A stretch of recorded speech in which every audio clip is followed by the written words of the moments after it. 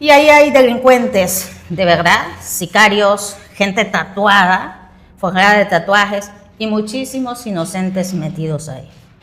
Y se están condenando masivamente, sin identificar siquiera a la persona, sin individualizar a la persona. Hay unos de los que yo defiendo que son inocentes, no tienen tatuajes, no tenían ni siquiera antecedentes, ni policiales ni penales, que ese punto de los antecedentes es bien importante y quiero enfatizar en eso. Imagínese usted que aún así fueron sentenciados o van a ser sentenciados porque ninguno es absuelto.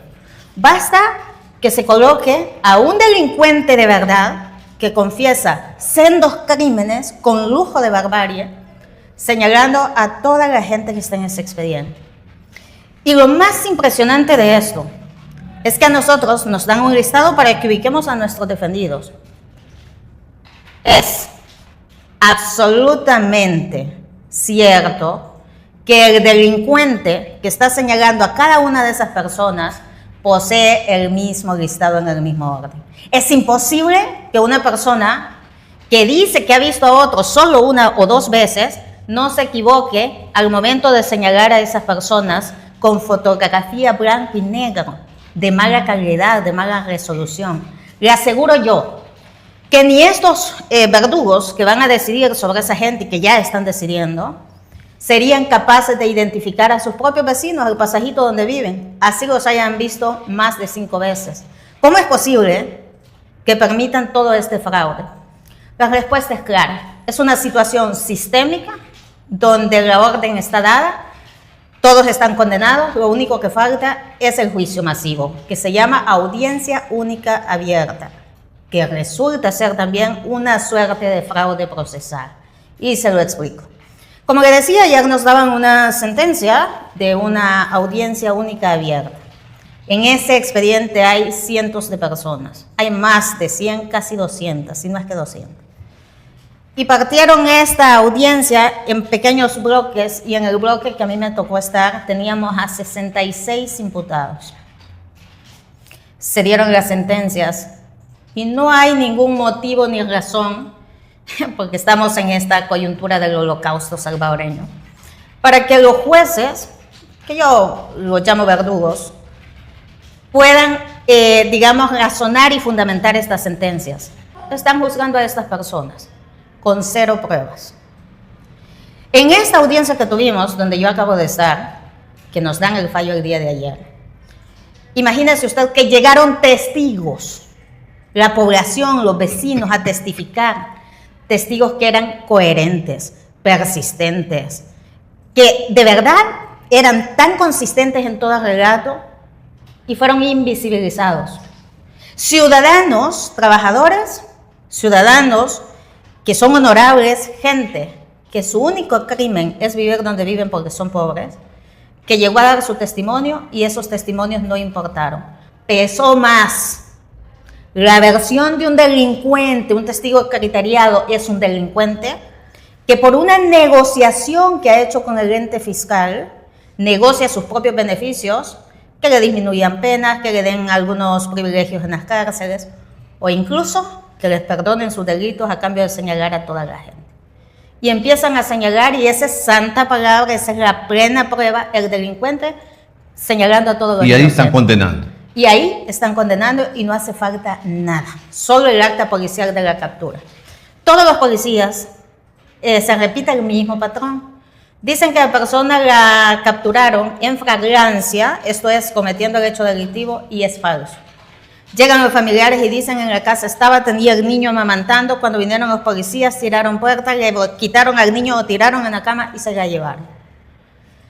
Y el policía dice que la encontró en la calle en flagrancia, por ejemplo. En algunos casos en los que yo defiendo.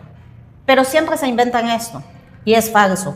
O dicen que vieron a la persona sospechosa y que empezaron a consultar y que entonces vieron que estaba perfilado. Y la pregunta honesta, categórica es, ¿quién los perfiló? Si no es un policía, un acta policial. ¿Es eso prueba? Y tienen 0 tatuajes. Tienen toda una trayectoria laboral y a veces académica. Y digo a veces académica porque no todos tienen el valioso derecho, que es un derecho humano, primario, el acceso a la El educación. estudio. ¿Qué gana el presidente aniquilando a toda una población? Actualmente, se lo digo con toda autoridad, vivimos el holocausto salvadoreño.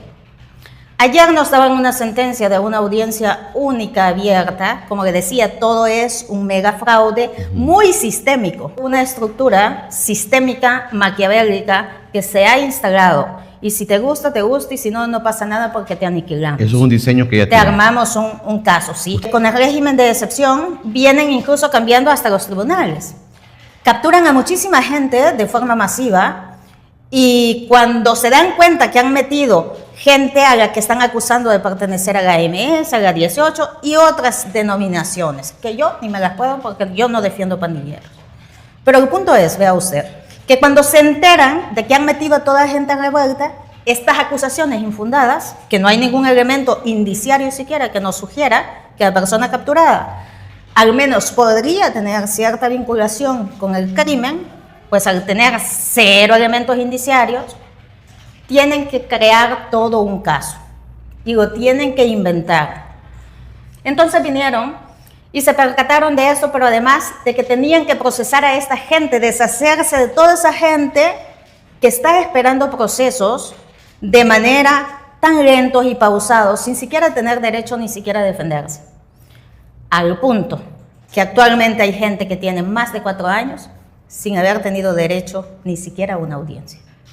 Entonces vienen, se inventan que van a reagrupar y el punto es que vienen y empiezan a sacar a los de la MS que estaban revueltos con la 18 las acusaciones. Ahí habían delincuentes de verdad, pero había gente inocente metida en esos grupúsculos. Y empiezan a hacer unos mini grupos. Y empiezan a ver que de acuerdo a la identificación de la persona y al domicilio, no podían estar acusando que era un pandillero de Sonsonate cuando vivía en San Vicente, por ejemplo.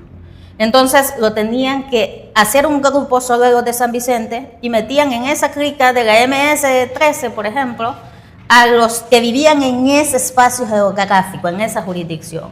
Y empezaron a ordenar así los casos.